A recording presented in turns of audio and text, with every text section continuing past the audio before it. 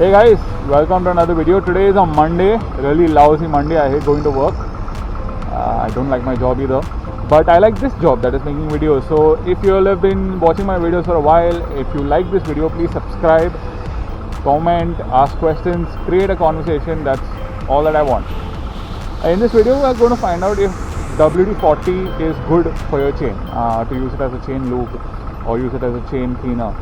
So let's get into it. Can you use WD-40 on your chain? The short answer is yes. But should you be using WD-40 on your chain?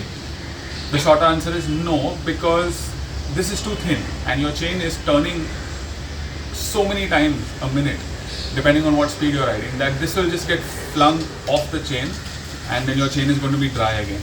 That's why you will use something like a chain lube, which is thicker. It digs deeper into the chain and it stays longer, giving you longer lubrication.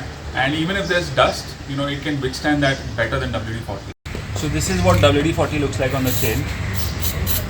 You can see how thin it is. It's flowing right here. And now this is chain lube. You can see how thick that is, and it's getting soaked into the chain.